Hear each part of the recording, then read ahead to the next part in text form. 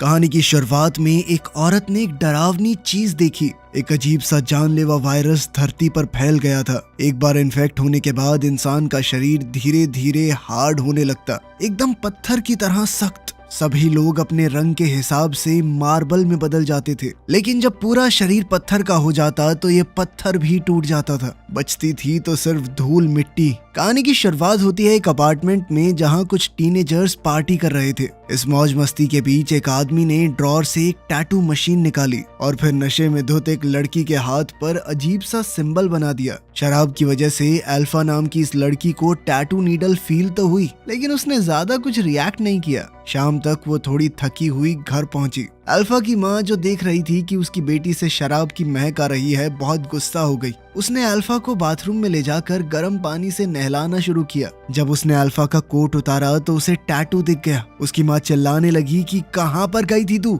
ये टैटू क्यों बनवाया है। इस पर अल्फा चौंक कर कहने लगी कि मुझे नहीं पता। ये सुनकर उसकी माँ बहुत गुस्सा हो गई, लेकिन इस गुस्से के पीछे असल में डर था। उसकी माँ एक नर्स के तौर पर काम करती थी और उन्हें असली डर था पेट्रिफिकेशन वायरस का। किसी को नहीं पता कि ये वायरस कहाँ से आया और कैसे बढ़ा, और सबसे बुरी बात यह है कि ये वायरस शरीर के अंदर बहुत लंबे समय तक बिना कुछ किए रह सकता है। जब इंसानों को इस वायरस के बारे में पता चला तो ये पहले ही पूरी दुनिया में फैल चुका था। लगभग आधी दुनिया इस वायरस से इन्फेक्ट हो चुकी थी। अल्फा की माँ को डर था कि कहीं गंदी नीडल ना इस्तेमाल की गई हो उसका ये टैटू बनाने के लिए। उसने जल्दी से अल्कोहल का इस्तेमाल करके उस एरिया को डिसइंफेक्ट किया और कहा कि कल हॉस्पिटल आ जाना, टेटनस का शॉट लगाना है। शाम को अल्फा ने माँ को गुस्से में बड़बड़ाते हुए सुना। उसे लगा कि माँ शायद उसके बारे में ही बोल रही है, जिसके बाद वो गुस्सा होकर अपने कमरे में आ गई। सामने वाली बिल्डिंग को देखते हुए उसके दिमाग में एक आइडिया आया। उसने जूते और अपना कोट पहना, बैकपैक उठाया और भागने की तैयारी करने लगी। लेकिन जैसे ही उसने बालकनी पर कदम रखा, तेज तूफान की वजह से बिल्डिंग हिलने लगी। खतरे के बावजूद अल्फा बाहर निकल गई। बेटी की चीख सुनकर माँ बाथरूम में दौड़ी। अल्फा किसी तरह अपनी जान बचाते हुए लटकी हुई थी। अचानक बिल्डिंग हिलने लगी और तूफान शांत हो गया, जिसके बाद माँ अपनी बेटी को बचाकर अंदर ले गई। अपनी माँ को बेहद दुखी देखकर अल्फा उनसे लिपट गई और बार बार सॉरी बोलने लगी। इस बार माँ ने उसे डांटा नहीं, बस कहा कि कोई बात नहीं, आगे से ध्यान रखना। अगली सुबह अल्फा हॉस्पिटल गई जहां उसकी माँ काम करती थी। नर्स ने टेटनस का इंजेक्शन तैयार किया, लेकिन अल्फा को इंजेक्शन से डर लगता था। नर्स ने सोचा कि अल्फा को उस पर भरोसा नहीं है तो उसकी माँ को बुला लेती हूँ, लेकिन अल्फा ने उसे रोका और कहा कि मैं खुद लगाऊंगी, ये जानने के लिए कि कहीं उसकी बेटी के शरीर में वायरस तो नहीं है। अल्फा की माँ ने नर्स से कहा कि सैंपल ले लेना, लेकिन हॉस्पिटल में पहले ही बहुत सारे सैंपल पड़े थे, एकदम से टेस्ट कर पाना तो नामुमकिन है। नर्स ने कहा कि रिजल्ट 2 हफ्ते में आएंगे। आईसीयू में अल्फा की माँ पेशेंट्स को चेक कर रही थी, लेकिन कॉरिडोर में जहाँ पहले भीड़ थी अब बिल्कुल सुनसान हो गया। कल उसे डिनर भी देने कोई नहीं आया। पता चला कि इस खतरनाक वायरस से डरकर, जिसकी कोई वैक्सीन भी नहीं है, सभी नर्सेज ने मिलकर रिजाइन कर दिया। पेशेंट्स की कंडीशन बहुत सीरियस थी, जिनके शरीर में इन्फेक्शन 85% से ज्यादा बढ़ गया था। वो खुद अपना ख्याल रख ही नहीं सकते, उनका पूरा शरीर जम चुका है। ये वायरस हवा से नहीं फैलता तो अभी कंट्रोल में है। जब वो वार्ड के सबसे अंदर वाले हिस्से में गई तो एक बेहद दर्दनाक नजारा देखा। एक पेशेंट जो कल होश में था आज पूरी तरह पत्थर बन गया। हॉस्पिटल बेड पर पड़े पेशेंट को देखकर उसने शांत रहते हुए उसकी बॉडी पर लगे सेंसर हटाए और उनके आखिरी पलों में उन्हें एक इज्जत भरी अलविदा कही।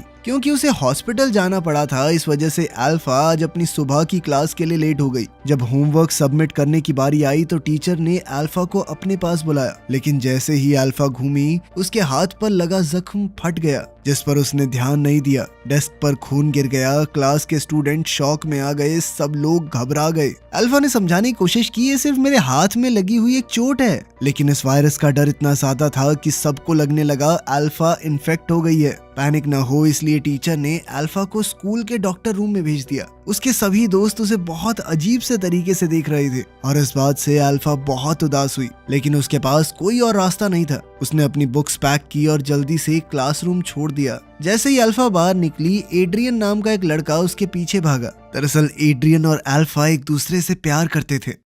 घर लौटकर अल्फा थोड़ा आराम करने वाली थी, पर घूमते ही उसने अपने कमरे में एक एक्स्ट्रा बेड देखा। कंफ्यूज होकर वो लिविंग रूम में गई और देखा कि सब कुछ उल्टा पुल्टा पड़ा था। उसे लगा कि कोई चोर घर में घुस गया और वो अपनी माँ को फोन करने लगी। पर जैसे ही वो अपने कमरे की तरफ वापस आई, उसने एक अजीब आदमी को अंदर लेटे हुए देखा। अजीब आदमी को देखकर अल्फा डर के मारे किचन में छुप गई। उसने दरवाजा लॉक कर लिया, पर बाहर से वो खटखटाने लगा। अल्फा ने टेबल से एक छोटा चाकू उठाया और आदमी से कहा कि मेरे पास मत आना, लेकिन उस आदमी को कोई फर्क नहीं पड़ा। उसने अल्फा से कहा कि देखो, डरो मत। उसने बताया कि मैं तुम्हारा मामा हूँ, तुम्हारी माँ का छोटा भाई। जब तुम छोटी थी तो मेरी गोद में पली हो। लेकिन अल्फा को अपना कोई मामा याद नहीं था। अगर सच में उसका कोई मामा है तो पिछले 10 साल में कभी सामने क्यों नहीं आया? अल्फा के शक के सामने उसका मामा अमीन सिर्फ इतना बोला कि उसकी सेहत खराब रहती है और वो अलग अलग जगहों पर रहता है। बस अभी अभी तो वापस आया हूँ मैं। अभी उसके पास रहने के लिए कोई जगह नहीं थी, इसीलिए वो उनके घर पर रहने आया था। अमीन की बात तो सही लग रही थी, पर फिर भी अल्फा उस पर भरोसा नहीं कर पाई।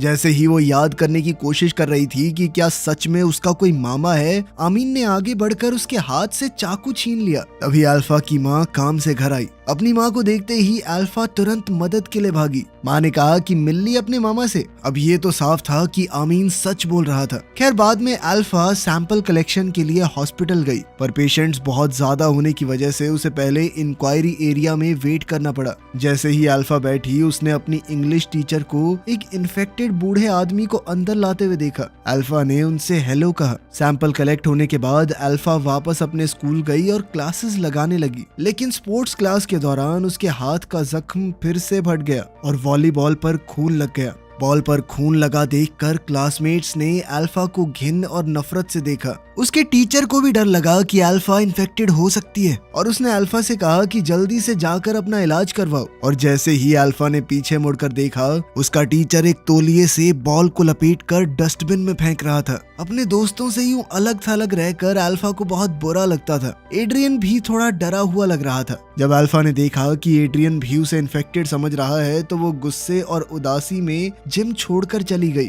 स्कूल के बाद अल्फा और उसकी माँ उसकी नानी के घर गए। आज ईद है और पूरा परिवार और दोस्त वहाँ खाने के लिए जमा हुए थे। लेकिन जैसे ही वो सीढ़ियों तक पहुंची, अल्फा ने देखा कि हॉलवे में 2 आदमी सो रहे थे और फर्श पर कई सारी सुइयां पड़ी थी। हॉलवे छोड़कर वो लोग नानी के घर पहुंचे। अल्फा के मामा और बाकी लोग पहले ही आ चुके थे और सब अपने अपने काम में लगे हुए थे। सिर्फ अल्फा चुपचाप टेबल पर बैठी रही। अमीन छोटी उम्र में नशे की लत में पड़ गया था। तब से बाकी परिवार वाले उसके साथ बहुत बुरी तरह व्यवहार करते थे। कोई भी आमीन से बात नहीं कर रहा था। खाने के बीच में अल्फा ने देखा कि आमीन एक कमरे के अंदर गया और अल्फा की माँ भी सावधानी से उसके पीछे गई। दरवाजे के छोटे से गैप से अल्फा ने देखा कि आमीन फर्श पर बेहोश पड़ा है और उसकी माँ उसे ट्रीट करने की कोशिश कर रही है। जैसे ही अल्फा दरवाजे पर दिख गई, माँ ने जल्दी से दरवाजा बंद कर दिया। तभी नानी वहाँ आ गई और अल्फा उनके चेहरे पर उदासी नहीं देखना चाहती थी, इसीलिए उसने झूठ कह दिया कि मम्मी की तबीयत अभी ठीक नहीं है, वो कमरे में आराम कर रही हैं। नानी ने ज्यादा सोचा नहीं और अल्फा के चेहरे पर हाथ फेरते हुए कहा कि हमेशा खुश रहो। स्कूल में अल्फा के साथ फिर से बाकी बच्चे बुरा बर्ताव कर रहे थे, क्योंकि ये वायरस किस तरह से फैलता है ये बात पता ही नहीं किसी को। इसीलिए सभी बच्चों को डर लग रहा था कि अल्फा इन्फेक्टेड है और वो उससे दूर रहना चाहते थे, खासकर तैरते वक्त। कुछ बच्चों ने अल्फा को घेर लिया और कहा कि तुम स्विमिंग करने मत जाना, लेकिन अल्फा को ये पसंद नहीं आया कि वो बच्चे उसे दबा रहे थे और उसने उन सब के ऊपर थूक दिया, ले अब तुझे भी लग गई बीमारी, ले। बाद में स्विमिंग क्लास के दौरान जिस लड़की पर अल्फा ने थूका था, उसने बदला लेने के लिए अल्फा को पीछे से खींचना शुरू कर दिया और उसके साथ ही मिलकर अल्फा को डुबाने लगे। अल्फा ने लड़ने की कोशिश की, पर गलती से वो पूल की दीवार से टकरा गई। उसका सर घिस गया और बहुत सारा खून बहने लगा। पूल में खून देखकर क्लासमेट्स घबराकर भाग गए। स्कूल में बेटी को चोट लगने की खबर मिलते ही माँ तुरंत वहाँ पहुंची, लेकिन प्रिंसिपल ने शैतान बच्चों को सजा नहीं दी। उसने अल्फा से ही कहा कि तुम थोड़े दिन की छुट्टी ले लो। सच ये था कि स्कूल को बहुत सारे पेरेंट्स की तरफ से कंप्लेंट्स आ रही थी, जिसमें पेरेंट्स चिंता जता रहे थे कि हो सकता है अल्फा इन्फेक्टेड हो, उसको हमारे बच्चों के साथ मत रखो। अल्फा की माँ ने कहा कि रिपोर्ट आने तक इंतजार कर लो, लेकिन प्रिंसिपल ने कहा कि इसे घर ले जाइए और तभी वापस आइएगा जब रिपोर्ट क्लियर हो। प्रिंसिपल के बर्ताव को देखकर माँ के पास सच्चाई अपनाने के अलावा कोई रास्ता नहीं बचा। हॉस्पिटल में वापस जाकर माँ ने अल्फा की रिपोर्ट निकाली, लेकिन ये वायरस इतने समय तक शरीर में ऐसे ही रहता है कि ब्लड टेस्ट भी ये कंफर्म नहीं कर सकता जब तक सिम्टम ना दिखें। माँ ने अब एक और तरीका सोचा और अल्फा को एग्जामिनेशन रूम में ले गई। उसने अल्फा के गले और शरीर के बाकी हिस्सों को ध्यान से चेक किया। सिम्टम के हिसाब से अगर इन्फेक्शन हो तो थ्रोट एरिया सबसे पहले पत्थर जैसा होता है और पत्थरों की धूल जैसी एक चीज खांसी में निकलती है और पेट में पत्थर बनने की वजह से दर्द होता है। माँ ने अल्फा का गला ध्यान से चेक किया लेकिन कोई स्टोन डस्ट नहीं मिला और पेट में भी कोई रिएक्शन नहीं था। जैसे ही माँ ने सोचा कि अल्फा इन्फेक्टेड नहीं है, अल्फा जोर जोर से खांसने लगी। उसके मुंह के पास स्टोन डस्ट देखकर माँ पूरी तरह जम गई।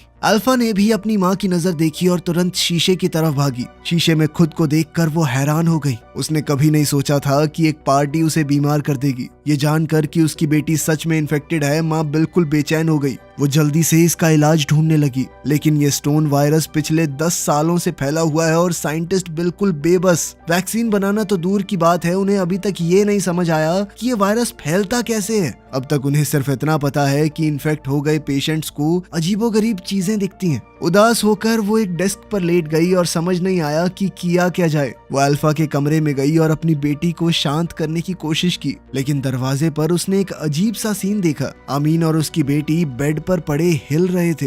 दोनों की मूवमेंट बिल्कुल एक जैसी थी। अपनी बेटी को दर्द में देखकर वो सिर्फ तसल्ली दे पाई। उसने अपनी बेटी के लिए प्रार्थना शुरू की और तब उसे याद आया जब वायरस पहली बार फैला था। उस वक्त बहुत सारे वायरस से ग्रस्त लोग हॉस्पिटल में आ गए और एंट्रेंस पूरी तरह ब्लॉक हो गई। बेड कम थे और हॉस्पिटल पहले से ही फुल। सिक्योरिटी गार्ड्स ने दरवाजे बंद कर दिए और पेशेंट्स को अंदर नहीं आने दिया। घबराए हुए पेशेंट्स ने एंट्रेंस पर हंगामा कर दिया। गार्ड्स के बर्ताव से वो खुश नहीं थी, लेकिन हॉस्पिटल इतने लोगों को नहीं संभाल सकता था, तो बेचारे गार्ड्स के पास भी क्या रास्ता था। परेशान पेशेंट्स को देखकर वो सिर्फ उन्हें शांत करने की कोशिश करती रही। उसने कुछ सीरियस पेशेंट्स को अंदर आने दिया, लेकिन इन्फेक्टेड लोग इतने ज्यादा थे कि सबको बचाना मुमकिन ही नहीं था। हॉस्पिटल कॉरिडोर में काले बॉडी बैग्स पड़े थे जिनमें वायरस से मरे हुए पेशेंट्स थे। परिवार का कोई भी आदमी उन्हें लेने नहीं आया, इसलिए हॉस्पिटल ने उन्हें हॉलवे में ही छोड़ दिया। डॉक्टर्स ने वायरस को रोकने की बहुत कोशिश की। अच्छी बात यह थी कि हर शरीर अलग होता है, इसीलिए पत्थर बनने की स्पीड सबकी अलग थी। कुछ पेशेंट एक ही दिन में खांसी से सीधा पत्थर बन गए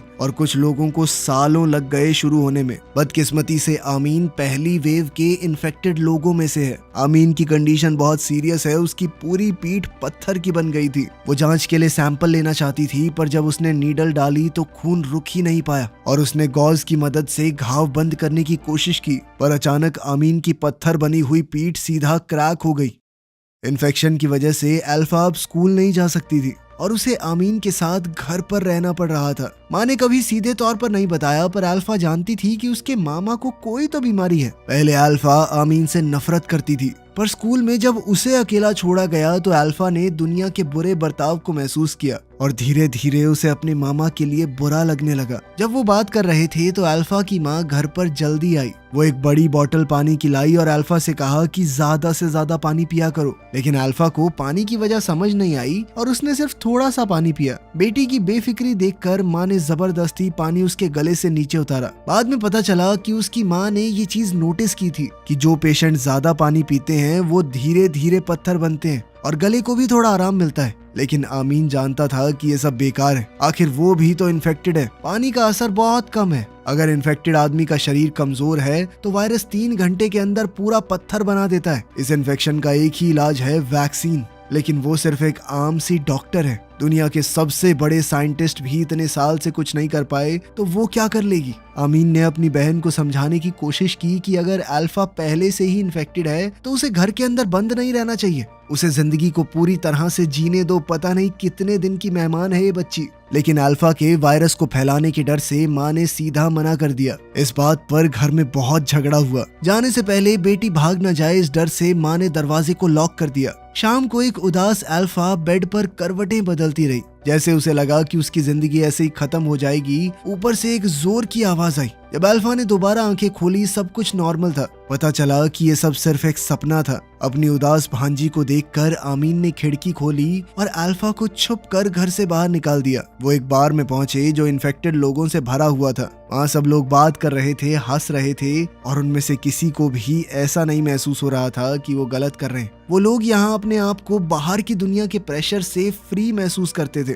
इस जगह पर कोई उन्हें जज नहीं करता था, कोई उनके साथ बुरा बर्ताव नहीं करता था। ये सीन देखकर अल्फा का डिप्रेस्ड मूड तुरंत बदल गया और वो हॉल में इन्फेक्टेड लोगों के साथ डांस करने लगी। सुबह होने तक वो लोग एंजॉय करते रहे। फिर अल्फा अपने मामा के साथ बार से निकल गई। आमीन ने अल्फा से कहा कि जितना वक्त बचा है उसमें सब कुछ करो जो भी करना चाहती हो और अपनी सारी छुपी हुई भावनाएं बाहर निकाल दो। आमीन की बात सुनकर अल्फा को एड्रियन याद आया और वो उसके घर के बाहर गई। एड्रियन अल्फा को देखकर खुश हुआ, पर तभी अल्फा ने नोटिस किया कि आमीन की पीठ पर बिल्कुल वैसा ही टैटू है जो उसके पास था। तब सच सामने आया कि अल्फा का वो टैटू उस दिन एड्रियन ने ही बनाया था और उसी टैटू की वजह से वो आज बीमार हुई है। गुस्से में अल्फा ने एड्रियन से कहा कि तुम्हारी टैटू मशीन में वायरस था। उसने कहा कि जल्दी से अपना टेस्ट करवाओ। एड्रियन कुछ बोल पाता उससे पहले ही अल्फा अपार्टमेंट छोड़कर चली गई। अल्फा बस में बैठ गई मानो खुद को दुनिया से दूर करना चाहती हो, लेकिन बस में उसके मामा पहले से मौजूद थे। अब आमीन अल्फा को समुद्र के किनारे ले गया और उससे कहा कि मेरे लिए काम करोगी। अल्फा ने सोचा कि शायद उसके मामा को थोड़ी शांति चाहिए, पर अचानक से उसे पता चला कि आमीन कहीं से ड्रग्स ले आया था। अल्फा उसे रोकना चाहती थी, पर यह बात उसके होठों तक आकर रुक गई। उसे समझ नहीं आया कि शुरू कैसे करे। जब तक वो कुछ बोलती आमीन बेहोश हो गया। अल्फा भागकर पास वाले होटल में गई और अपनी माँ को फोन किया। अपने भाई की हालत के बारे में सुनते ही उसकी माँ तुरंत वहाँ पर आई। वहाँ पहुँचते हुए उसकी माँ को बीते हुए कल के दिन याद आए। लगभग 10 साल पहले इसी समुद्र के किनारे और इसी होटल में आमीन छुपकर अल्फा को घर से बाहर ले आया था। कमरे में उसने ड्रग्स किए, लेकिन छोटी अल्फा को कुछ भी पता नहीं चला। उसे लगा कि उसके मामा सिर्फ थके हुए हैं। जब तक अल्फा की माँ वहाँ पहुंची, आमीन ने सांस लेना बंद कर दिया। किस्मत से माँ अपने साथ एड्रेनलिन शॉट लाई थी और उसने जैसे तैसे आमीन को बचा लिया। आज वही सब दोबारा से हुआ। आमीन की कंडीशन फिर से बिगड़ने लगी और धीरे धीरे उसका पूरा शरीर पत्थर का बन गया। अपने भाई को देखकर, जिसका सिर्फ आधा चेहरा बचा था, अल्फा की माँ का दिल टूटने लगा। पूरी तरह पत्थर बने अपने भाई को देखकर अल्फा की माँ उसके पास ही लेट गई। लेकिन जब उसकी दोबारा आंखें खुली तो उसने खुद को घर पर पाया और अल्फा अपने कमरे में थी। सच ये निकला कि आमीन असल में 8 साल पहले ही इस बीमारी से मर चुका था। अल्फा की माँ उसे आज तक भूल नहीं पाई और यह बीमारी अल्फा को नहीं बल्कि उसकी माँ को हुई है। इस बीमारी में पेशेंट्स को अजीबोगरीब चीजें सच लगने लगती हैं, ऐसी चीजें जो कभी हुई भी ना हो। पेशेंट्स का इलाज करते हुए ही अल्फा की माँ खुद भी इन्फेक्टेड हो गई। जो आमीन उसे दिख रहा था वो उसी के दिमाग का बनाया हुआ एक ख्याल था। अपनी माँ को उदास देखकर अल्फा ने वो लोरी गाई जो उसकी माँ उसे बचपन में सुलाने के लिए गाती थी। इसी पल में अल्फा सब कुछ समझ गई। उसने अपनी माँ का हाथ पकड़ा और दोनों घर छोड़कर निकल गए परिवार को अलविदा कहने के लिए। और जैसे ही माँ बेटी घर से बाहर निकले, थोड़ी दूर ही एक पीला तूफान दिखाई दिया। कार की विंडशील्ड जल्दी से मोटी धूल से भर गई। ये सारी धूल उन लोगों की है जो पत्थर बन चुके हैं। उजाड़ सड़कों और चारों तरफ इस धूल को देखकर अल्फा का दिल बहुत परेशान हुआ। थोड़ी देर बाद माँ बेटी नानी के घर पहुंची। अल्फा की माँ गाड़ी का दरवाजा खोलकर अपार्टमेंट की तरफ चली गई। जैसे ही माँ गाड़ी से उतरी, अल्फा ने देखा कि उसके अंकल फिर से सामने आ गए और दोनों बहन भाई हंसते खेलते हुए दूर चले गए। अल्फा उनके पीछे भागने वाली थी, पर जैसे ही वो गाड़ी से बाहर निकली, एक अजीब सा सीन दिखाई दिया। उसने देखा कि आमीन धूल बनकर गायब हो गया, पर अपनी माँ को जमीन पर रोती हुई देखकर अल्फा वहीं जम गई। इस वक्त अल्फा के चेहरे पर भी इस बीमारी के साइन दिखने लगे। सच ये था कि अल्फा का परिवार और आसपास के पड़ोसी सभी वायरस के शुरुआत के दिनों में ही इन्फेक्ट हो गए थे। जमीन पर जो रेत पड़ा है वो असल में इंसान हैं जो पत्थर बन गए। कहानी के आखिर में अल्फा ने सच्चाई को अपना लिया और सोच लिया कि जितनी जिंदगी बची है खुश रहकर जिएगी। वीडियो पसंद आई तो लाइक कर देना, चैनल को सब्सक्राइब कर लेना। मिलते हैं अगली वीडियो में।